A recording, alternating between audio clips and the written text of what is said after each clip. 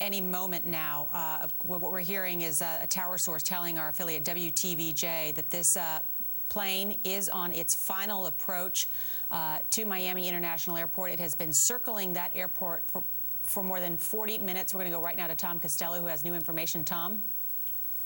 Well, if they departed at 1:35, so we're already 2 hours into this, we would point out, and we would also point out that it may have been a problem with the nose gear door. If there had been a problem with the nose gear door, which in some way got in the way or got stuck and prohibited the full retraction of the nose gear, and they were able to resolve that problem, that may explain why now there are reports that in fact the landing gear is back down and locked. You simply would be in a position where you would try to jiggle that door or open and close it, or perhaps even just play with it a little bit, and if it popped open or popped closed, you might be fine. So that's clearly what they were looking at, but based on that photograph, it would appear that the landing gear is locked and down, and if they're getting 3 green lights in the cockpit, that's a very good sign indeed, with the fire equipment now standing off on the side of the runway, prepared for them to land. One note, as Lester mentioned, they really don't like to do emergency deboardings, emergency evacuations from a plane. It can be awfully dangerous.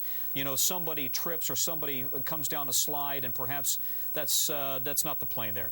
Somebody trips, somebody comes down a slide, maybe they break an ankle or something. It's just not worth it. If the plane is down safely, if the landing gear is locked, then you might as well just taxi on over to the gate at that point and allow people to get off safely. And by the way, it's expensive anytime, this also plays into it, but it's expensive. Anytime that you blow those emergency chutes and you've got to repack them, and you've got, a charge in there that's got to be replaced.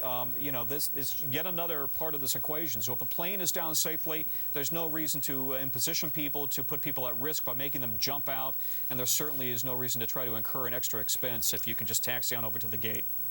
Let me ask Lester Holt. We can see on our screen here what might be the plane. Do you appear to see the plane taking its final approach here?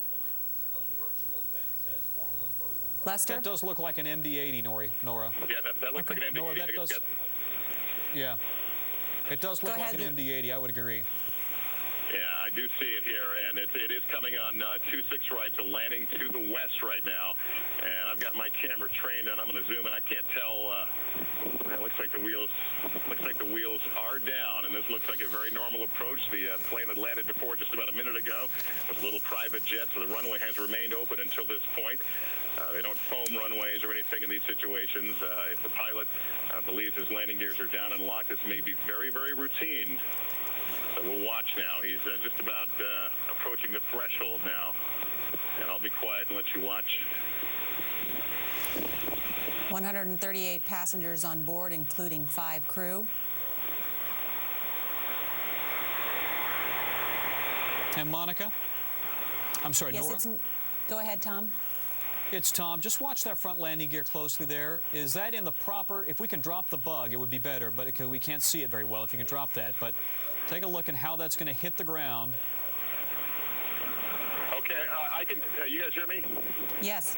Yes, we do. The one thing, he has kept the nose up much longer, and Tom, you can appreciate this. He put the reverse thrusters on as soon as he touched down. Didn't even wait to start the rollout. Yep. And as you can see, he's holding that nose in the air as long as possible before he puts that plane down. He wants to use the planes kind of sticking up in the air to slow himself down. And here we are in touchdown. And it looks like it held.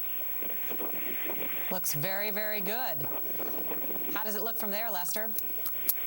Yeah, I could see it touch down. I couldn't see the final rollout, but normally, as you know, when a plane lands, they'll land on the back gears, the front nose, and within a few seconds, they'll put the reverse thrust on to slow the airplane.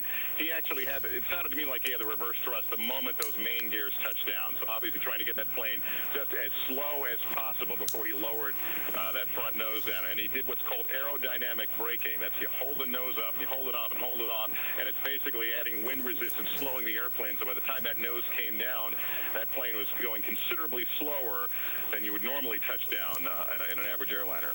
But we're happy to hear that. Well, take a look at the body language of the folks who are walking up to the plane. They're clearly not worried. It looks like that's a fire captain who is walking up to the plane, and it all looks like everything's under control. Yeah, it looks like no damage at all, really, to the plane there, right, Tom? Well, you know, it doesn't look like there is, but clearly they're going to do a close inspection now of the nose gear of that door. They're going to check the indicator lights and all of the readings inside the cockpit to try to figure out exactly what happened. But you know, it looks like at this point they'll probably go ahead and taxi on over there to the gate, let those people off, and they'll probably all head to the nearest bar and get a drink. You know, Tom, I was thinking something very similar, and maybe because it's Friday, but I was thinking that I bet just as that plane landed, I bet those 133 passengers and 5 crew burst out in applause. That is an excellent pilot on board, and I bet those passengers are happy with the way that this has turned out. Well, again, to reiterate, this is where the pilots make their money. You know, the standard flight that goes smoothly every day, you know, you're all grateful for that, but this is the day that they actually, all that years of training and experience come to play. Listen, it's a Friday afternoon in Miami versus a cold day in Chicago. You've just been in an emergency landing. I might spend the weekend.